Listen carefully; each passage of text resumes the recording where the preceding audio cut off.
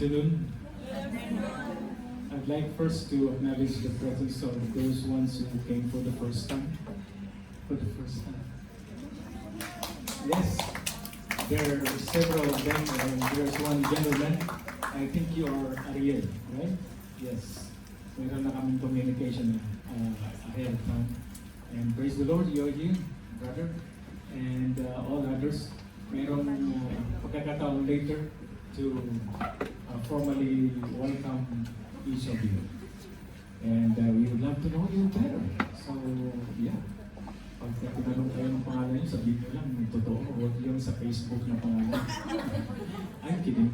But yeah, a blessed afternoon and thank you for that wonderful moment of worship. And singing, dancing, everything. And this beautiful backdrop. Thank you. Parang exciting kasi mayroong mga t-shirt ng mga bag. Ano ba occasion? Bakit mayroong ganito? Yes.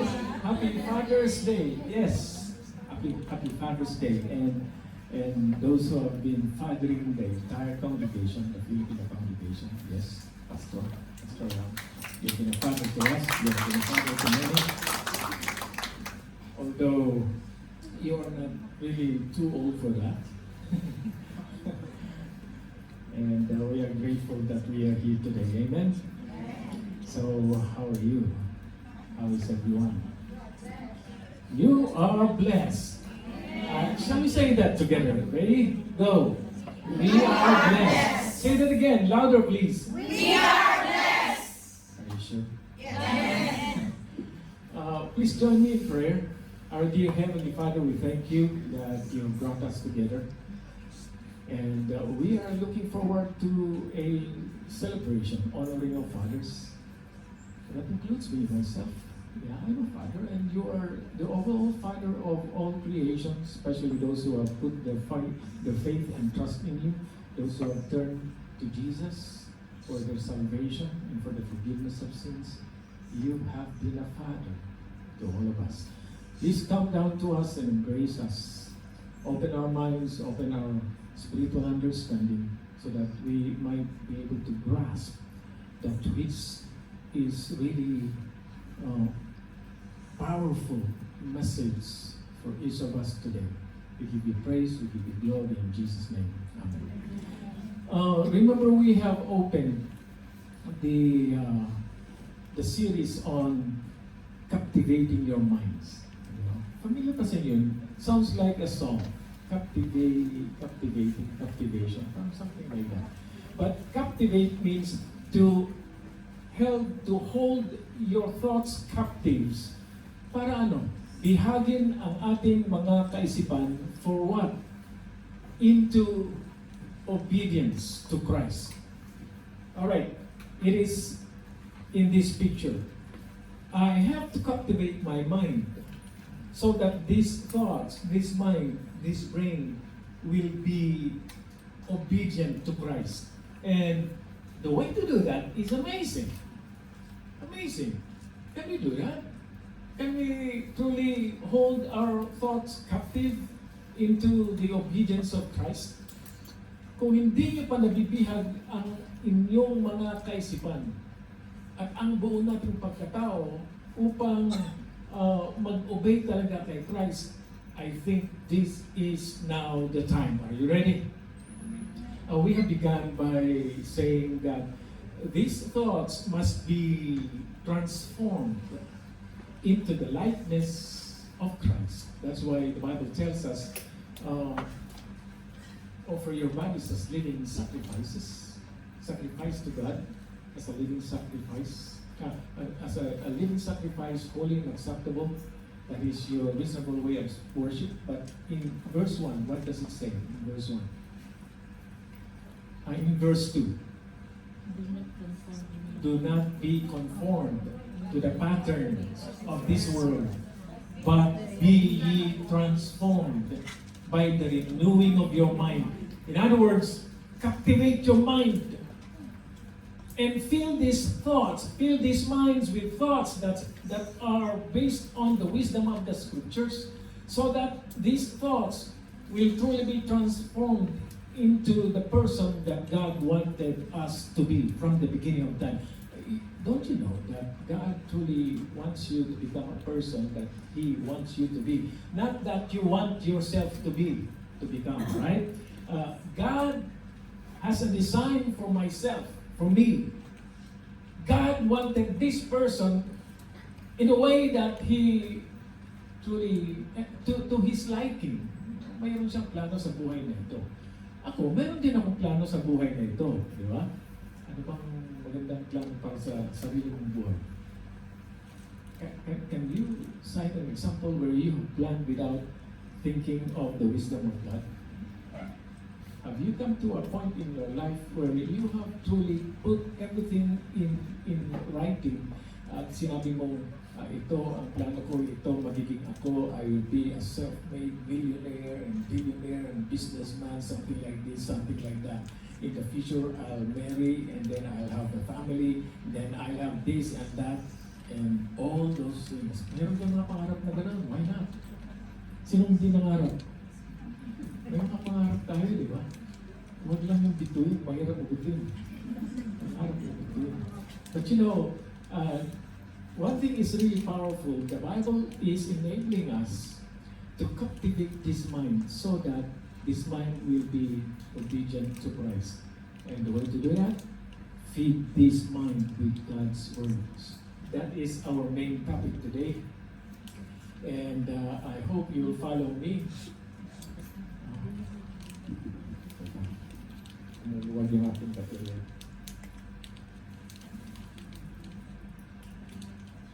GP kasi, made in Philippines yata itong GP. Yeah. Wala, can you help me?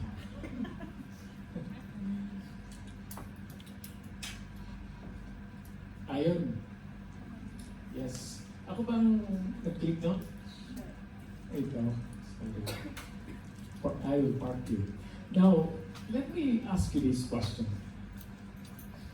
No, have you ever thought of the power of the words that you speak, first to others and to yourself? Because many times we speak words toward others, right? And that is actually expected because you are humans. Unless you are not. We are not the other kinds of species. We are not animals. Animals have their way of communicating, but they cannot truly talk like we do. Diba? We speak words, clear words, na ayon sa dictionary, sa thesaurus, sa alphabet. Okay? May mga grammars tayo. Mga aso walang mga grammars yan. Basta aw-aw lang sila and then magkaintindihan sila. But humans, we truly have to open our mouth, use our tongue, and yung motor sa ating mga brains upang anong tawag dito, mayroong coordination and it comes out as a word. And sometimes we cast out words that are detrimental to the life. Detrimental, nakamamatay. Words that kill. So, the question truly is, have you ever thought of the power of those words? Because we either say words that are life-giving or words that discourage others, wear them out. There's a recording studio in our brain. Do you believe that? Kasi kung walang recording studio dito sa ating brain, hindi na tayo makakapag-rehearse ng kung anong narinig natin. Mayroong recording talaga yan, recording studio. Yung mga musicians, di ba? Meron tayong mga recording kung minsan. Kapag gusto nating malaman yung tempo ng isang music, gusto nating makinig doon sa recording, audio recording and video recordings sa YouTube and many other means. Pinapakinggan natin yung may mga recordings so that we can play over and over and over and over again until we get accustomed to the way music is done, the way words are spoken in the music, in a song. There's a recording studio in our brains. Every word that we hear are being recorded and it plays in a loop. Paulit-ulit lang yan so you could hear it over and over and over again. I guess, when you were young, meron kayong narinig, hindi lang isa, dalawa, hindi lang tatlo, hindi lang apat, lima, hindi lang 10, hundreds, maybe now, hundreds of thousands of words sa edad ninyo yan. Sa edad kong ito, ilang words na, how many words already that I have heard and have recorded in my brain. But the first word that you have ever heard from your parents, and I assume it was your parents who had given you the first word. At yung natandaan nyo kahit baby pa kayo. Kaya pag sinabi ng father na da, o sabi ng anak, mama. Hindi pala, hindi yung record. Okay, ulit. Da, mama. Ulit-ulit yan, di ba? Hanggang yung baby, matatanda niya yung word. Da. At paulit-ulit hanggang ngayon, you can still speak the word da. Di ba? Kung baka nakalimutan nyo na yung word na da. Means daddy. And, you know, think about that recording that plays the most in your mind. Those recorded words that are playing the most in your mind. What messages do you hear repeatedly nung kayo bata pa nag-aaral sa elementary? Mga yaw-yaw. Yung elementary ako, marami akong naririnig, lalo na at pansot ako. Sabi, tutot, damay. Ganun bagay. Tanda. Those words were recorded here. Kahit sa pagtulog ko, nauulit-ulit yun. Kapag gising ko, parang naniwala na ako. Napandat talaga ako. Tapos, ngayon tumanda na ako, titignan ako sa salamin ko, ito at sinabi nila. It comes, it plays in a loop. Diba? Paulit-ulit yan, maririnig mo yan. Whether you like it or not, naririnig mo yan. Kung may nagbago sa'yo, sisitahin ka ng mga kaibigan mo at paulit-ulit na sasabihin sa'yo, nagbago ha, praise the Lord ka na ngayon, praise the Lord. Until na-record na yun sa isipan mo. And then, paglagi mo, nga, praise the Lord nga ako.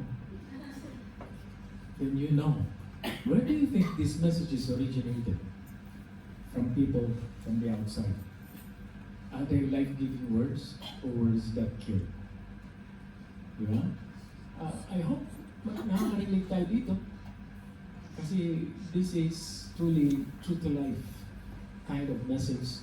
At ang mga examples natin later on are really true to life examples, experience of each and every one of us. You know, God enables us to declare words of hope, words of encouragement, and truth over ourselves and over other people. And you know what? These words renew our minds. In what manner? Through the scriptures. We can actually speak words sa ibang tao na hindi nahamon sa wisdom of the scriptures. And you know the result of those words? Eventually, people who hear your words that were not taken out from the wisdom of the scriptures, those words will wear people out. Napapagod sila sa karirinig, napapakinig ng salita natin na hindi nahango sa wisdom. Pero kapag yung salita na naririnig natin ay hingango mula sa wisdom of the scriptures, then that will strengthen you. Isn't it? That is going to strengthen you. I heard a lot from my mom, I heard a lot from my dad when we were younger and growing up. Many words na nakamamatay, nakakasugat. That's why ang dami kong sugat dito. And kaya nung naging Christian ako, as a young Christian, ang mga hurts na yun ang tagal kong dinili. Ang hirap, pakawalan. Dahil sa sama ng loob. But God changed me. And He keeps changing me. I'm not perfect, but God keeps changing me. And I do believe that God is still in the business of changing people. You know why? Because you have changed me, He has changed you. And I do believe God continues to change you as long as you surrender your life and your will to God. Amen? As long as you hold those thoughts captive into the obedience of Christ. Now, speaking life-giving words to yourself, pag-isipan natin ito. Kung minsan, hindi natin alam yung ating ginagalawang mundo. Parang wala tayong naririnig na kabutihan.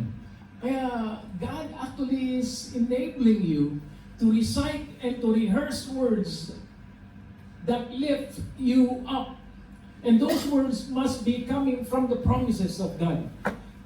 Each and every one of the believers, all the Christians, are being enabled and being designed by God to study the scriptures, to understand them, and to recite them out loud.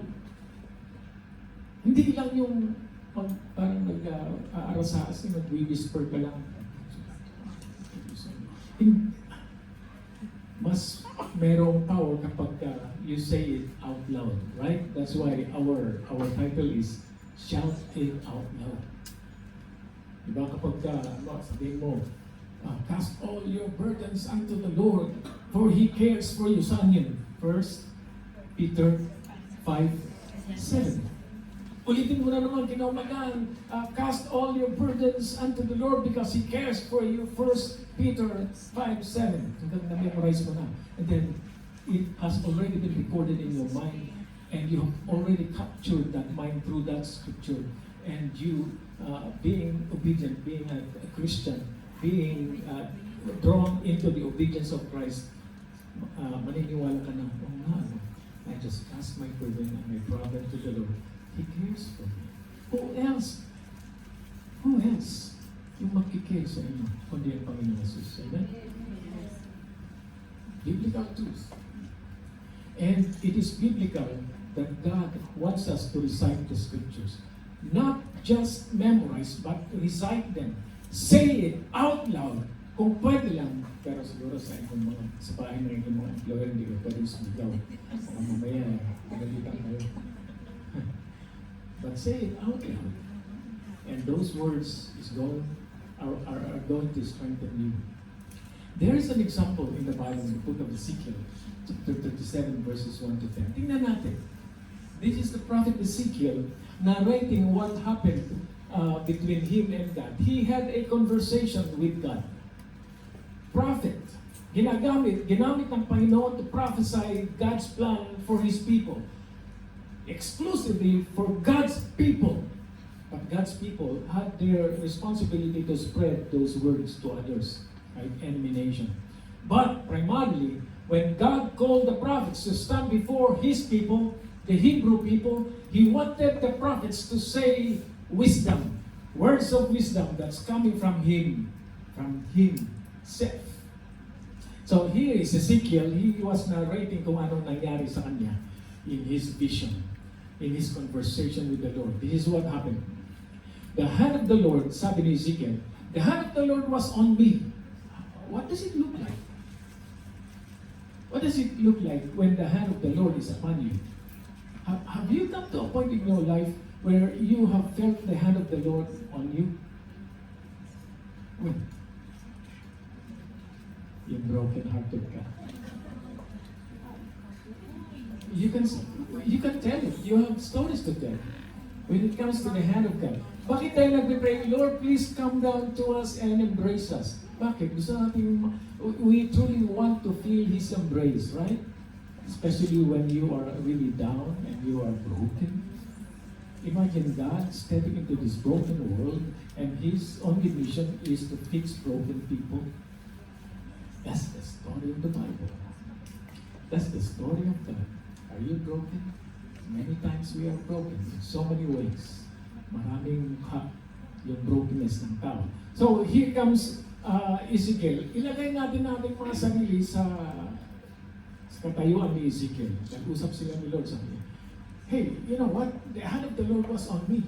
And He brought me out by the Spirit of the Lord and set me in the middle of a valley. Alam niyo valley? It's a plain piece of land between two mountains. Valley, lambat. Sa mga Tagalog, sa mga Ilocano. Bastay dyan. It was full Ang bones. Now, this is, verse 1 truly is a solid teaching regarding the Trinity. Take note. Ito na, when I read it repeatedly, I came to realize there's something in this verse. The hand of the Lord, one Lord, alright, was on me. And He brought me out of the Spirit of the Lord. Who is that second Lord? Bakit hindi niya sinabing the hand of the Lord was with me, was on me, and He brought me out by His own Spirit? Bakit hindi niya sinabing gano'n? Take note of the grammar. The way this sentence was constructed. This is a solid teaching about the triune God. The hand of the Lord, the Father, and He was on me, and He brought me out by the Spirit of the Son. That's how I understood this verse. And God Himself, that makes up one God, right? Because we have one God, one and only true God, existing in three persons, the Father, the Son, and the Holy Spirit, and this God is singular, existing in three persons. So in other words, sabi ni Ezekiel, God Himself, the Father, the Son, and the Holy Spirit included, all personalities, persons in the Godhead, this God brought me into a valley, and I was amazed to see. I was surprised to see. Not amazed. Ma-amaze ka ba pag nakita ang kalansay? Di ba surprise ka? That is really scary. It was full of bones. He led me back and forth among them, full of bones. That entire valley was full of bones, a skeleton. And I saw great bones, many bones on the floor of the valley, bones that were very dry. Not just bones, separated from yung mga pieces. The pieces of these skeletons were separated from each other. And they were very dry parts. Siguro sa init ng araw, ngayong panahon ngayon, ang init-init talaga ng panahon, di ba? Parang natutuyuan ka, di ba? Kung hindi ka inom ng tubig, natutuyuan ka talaga. Na parang kang yung sinampay na damit at madaling matuyan dahil sa init ng panahon. Ganun ang tingin niya sa mga bones. And you know what? In verse 3, he was truly amazed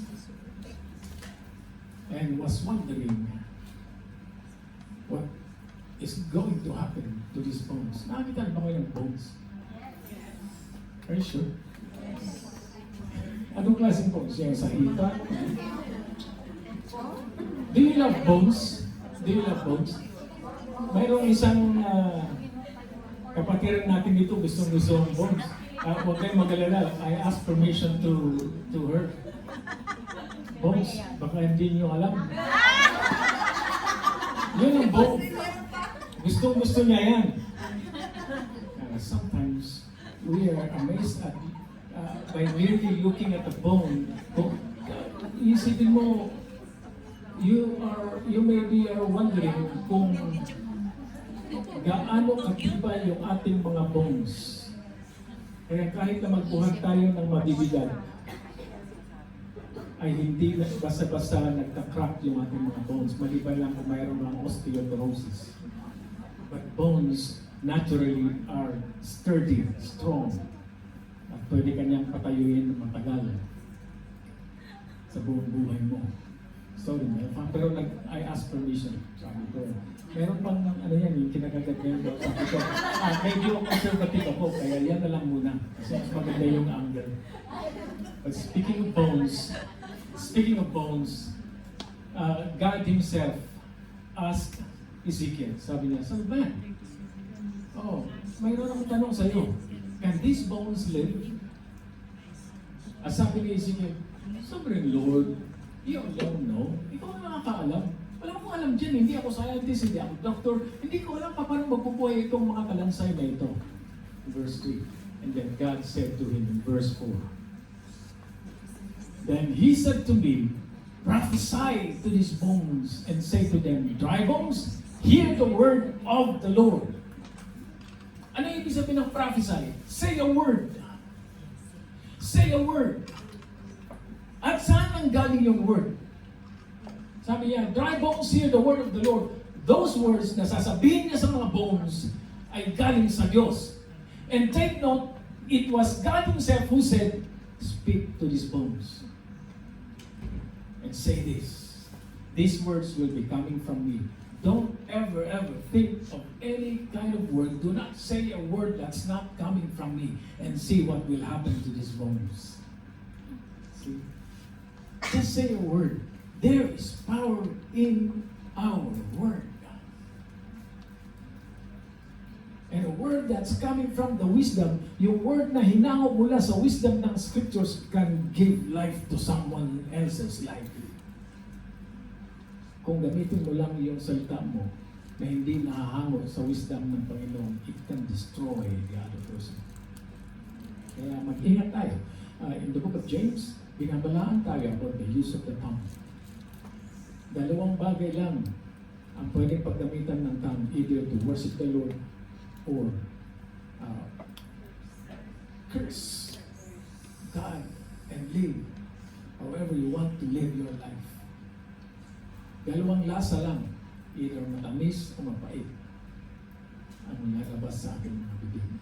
Yan, sinabi ng God kay Ezekiel, okay, say these words to the bones and you will be surprised what will happen. Verse 5, now, this is what the sovereign Lord says to these bones. Sabi ni Ezekiel sa mga bones, hey, mga kalansay! Hindi siya magmamagic. Minsan nakikita natin sa mga magicians, di ba? May mga kalansay, may mga galaw. But you see, the prophet spoke to the bones and he said, this is what the sovereign Lord says to these bones. Have you noticed that kapag ka binuksan nyo ang books of the prophets, whenever they speak to people, to the people of God, ang una nilang binabanggit ay ito. This is what the sovereign Lord says to you. Listen carefully. And ito yung mga words ng mga prophets. They are using that to the living, to those people who are alive. But this time, very amazingly, God wanted Ezekiel to use those words to dry bones. And verse 6, I will attach tendons, sinews, diba? Sabi nga ba, sinews. I will attach tendons to you and make flesh come upon you and cover you with skin. I will put breath in you and you will come to life. Then you will know that I am the Lord. Yan ang sinasabi ng Diyos kay Ezekiel. Itong sabihin mo. And you know what happened? Are you excited? Hanggang verse 6 lang binasa natin kanina. But what comes next is really exciting. Ang sabi ni Ezekiel, so I prophesied. I said a word to these bones as I was commanded. And as I was prophesying, habang nagsasalita si Ezekiel, there was a noise, a rattling sound, and the bones came together, bone to bone. That is not magic. That has been recorded in the scriptures. This is not a made-up story. This is not sci-fi. O yung mga made-up stories na ginawang movie. In verse 8, I looked, sabi ng prophet, and tendons and flesh appeared on them, and skin covered them. But there was no breath in them. Sabi niya, Lord, wala naman silang hininga. Nabuo yung katawan, wala namang hininga. Siguro yung mga ulo na tumalsik sa malayo, bumalik doon sa kanyang kalawang. Kasi mga kamay. Then nagkaroon ng flesh and skin. Kompleto. Nabuo ko. Then verse 9 says, then he said to me, say another word. Prophesy to the breath. Speak to the breath. Son of man, and say to it. This is what the sovereign Lord says. Come, breath, from the four winds of the breathe, and breathe into his slain, that they may live. In verse 10, what happened? So I prophesied, and as he commanded me, and breath entered them, they came to life and stood up in their feet, a vast army, mga army ng mga Israelites. You know, ano ang message ng dry bones na ito? This prophecy was referring to the dryness of Israel, God's people. It was a vision. Came to life. God brought that vision to life so that Ezekiel can see what God can do to a dead man. Literally dead. But most of the time when the Bible speaks about death, to all believers, it speaks about spiritual dryness, spiritual death. Hindi niyo ba napapansin ko minsan, parang dry tayo spiritually? How can that dryness be alive again? It's amazing, no? And who can make those dead parts of your life to come alive, to come back to life again? You know what? Think about the dry bones. God asked Ezekiel, can these bones live again? Think about ourselves. Let's think about ourselves. There are areas in our lives na parang wala nang silbi. There are relationships that are dead and dry. Can God make those relationships live again? Think about it.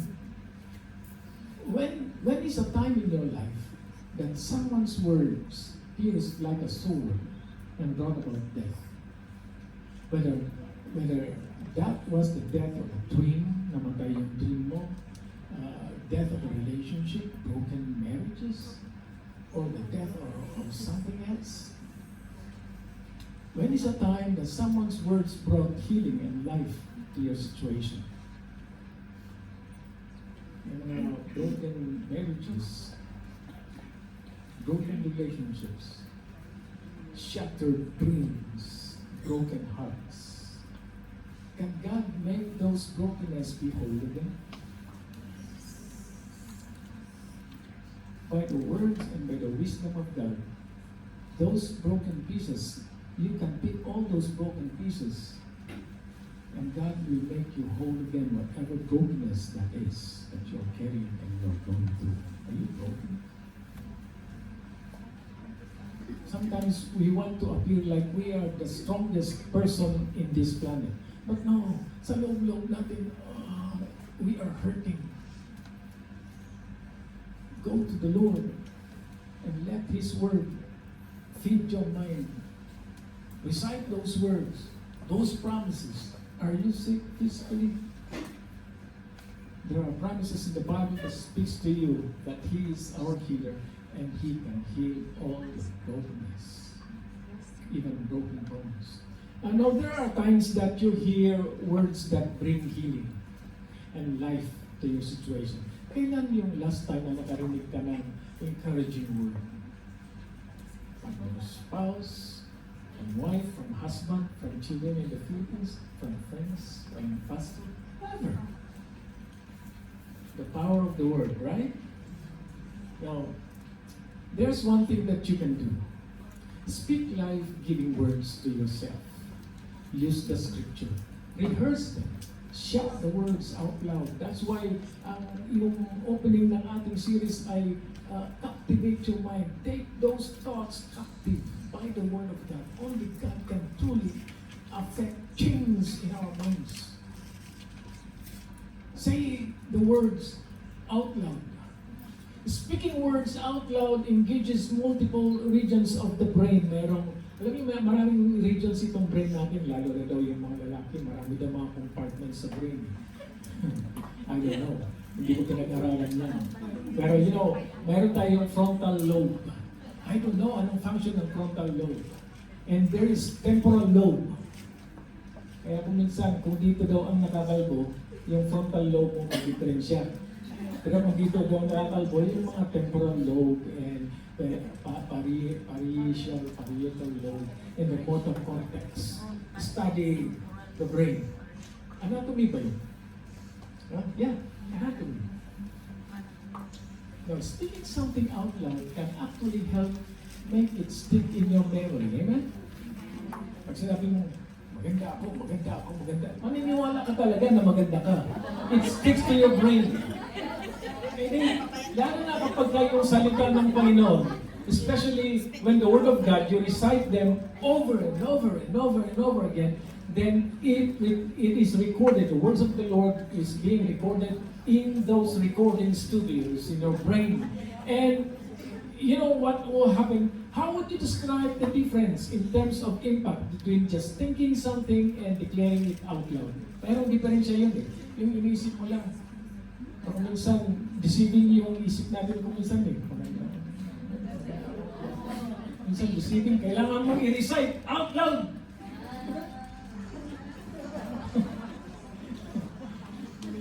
Merong difference.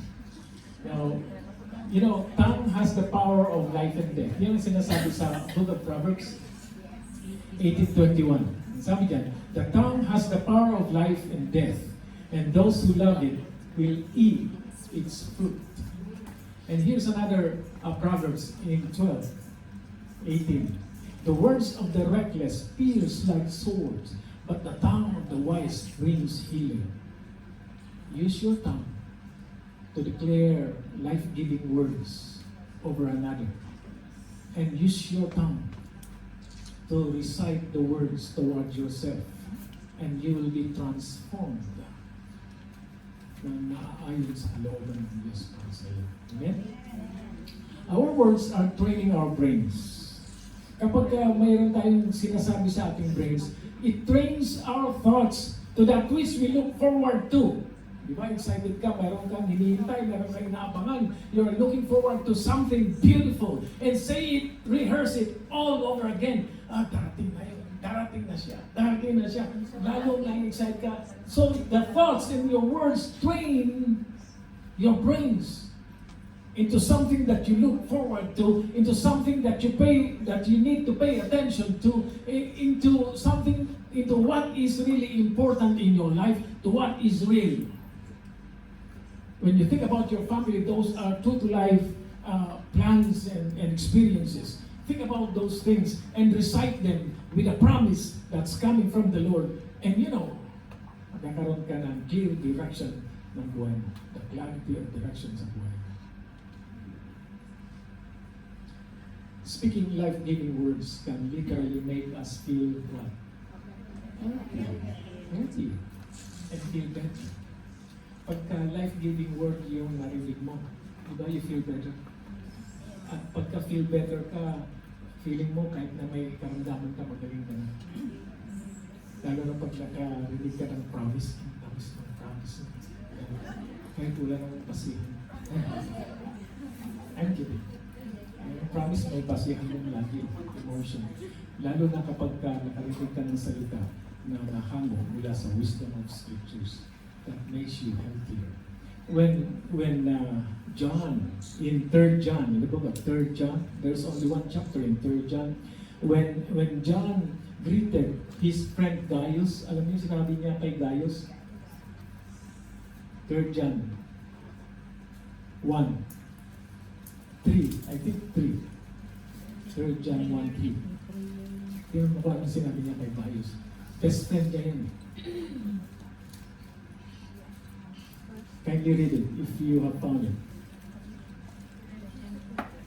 3 John,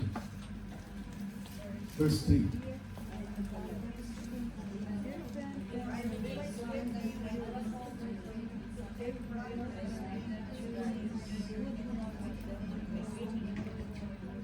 Simulan mo sa verse 1. Yeah.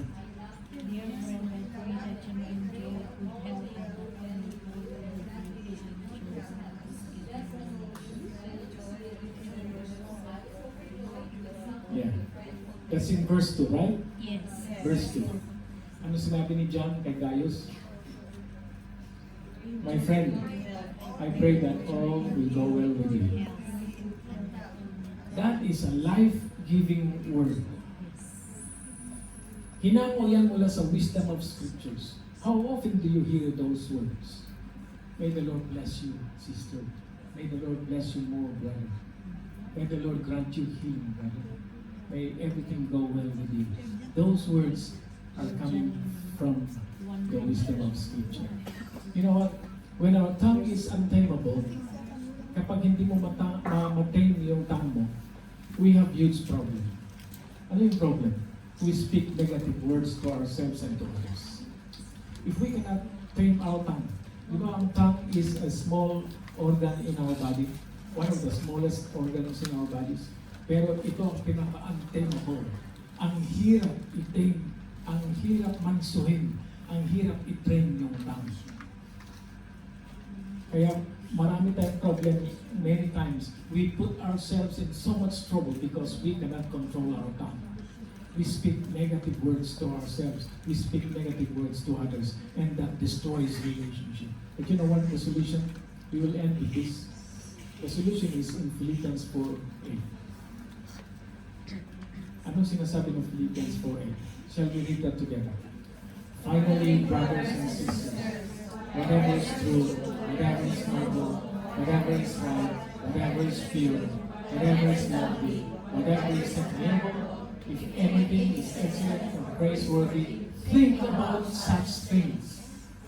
Feed your brains with whatever things that are of noble origin from God. May siyam yata dyan. Siyam lang dyan. Whatever is true, noble, right, pure, lovely, admirable, anything that is excellent, praiseworthy. Walo. Mahirap maging Christian. Lastly, speak God's words out loud to yourself. Because when you rehearse the words of God, yan ang laging lalabas sa bibig mo at ang thought about the wisdom of God. So that whenever you speak to people, they can sense, oh, this person is growing and walking close with Jesus. Do you like that? Kaysa naman sabihin niya, Christian siya, pero kakaiba niya kanya ako sinasabi. No, think about it. How do you like people will remember you? Kapag nagkahiwalay ka, halimbawa, anong gusto mong paraan para ma-remember ka? Negative, positive. Umalis tayo sa Philippines, ano ang naalala ng mga taong nakahalubilo natin doon? Family, friends, ano naalala nila? Is there still hope? May chance pa ba na mabago yung kanilang pananaw sa'yo? Ha? May chance pa na mabago yung pananaw nila sa'yo? Yes. Because God is faithful. Amen? Feed your thoughts with God's words. Halimbawa ng mga words nito, in Psalm 55:22, turn your burdens over to the Lord, and He will take care of you. He will never let the righteous person stumble. Remember that. Recite that to yourself. 1 Peter 5:7, na-mention na natin yan. Give all your worries and cares to God, for He cares about you. Matthew 6:34, you know that so well. So don't worry about tomorrow, for tomorrow will bring its own worries. Today's trouble is not for today. Just trust the Lord. There's nothing that's best in this world than a life that is lived according to the wisdom of the Word of God. Matthew 11:28, then Jesus said, come to me, all you who are weary and carry heavy burdens, and I will give you rest. Are you carrying heavy burden? We all do. Physically, emotionally, yes, we do. We carry heavy burden all the time. That's why Jesus continues to invite His children, come. This is for His own children. And those who are tired of following the law as the basis of their salvation, kamihan mo lang kaligtasan ninyo. You're weary. You're tired. Don't appear like you're the strongest person in this planet. We can be tired. We can be strong today, but we can be tired in the evening, and we can be frustrated in the morning. Who can make you live again? God. Amen? May I invite you to pray with me?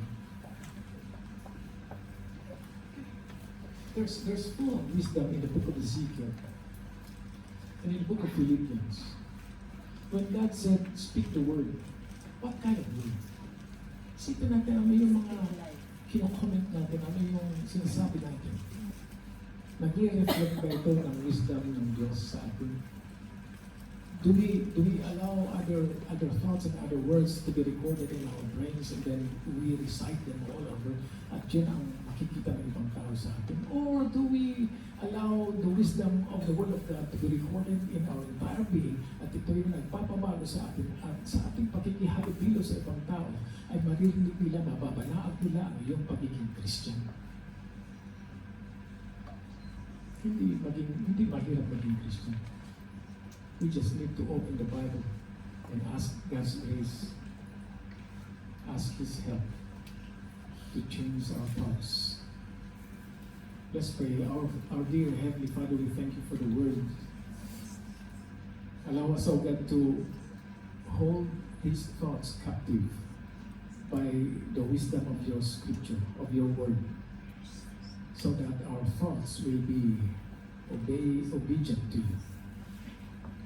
And our words will be life-giving words so that others will also be guided, be strengthened, be brought to faith. Dear Lord, thank you for this moment that you have spoken to us. We trust that those words will continue to sink deep into our entire being and transform us to become the kind of people that you wanted us to be. We just want to live pleasing you, honoring you, glorifying you, and worshiping you. In Jesus' name.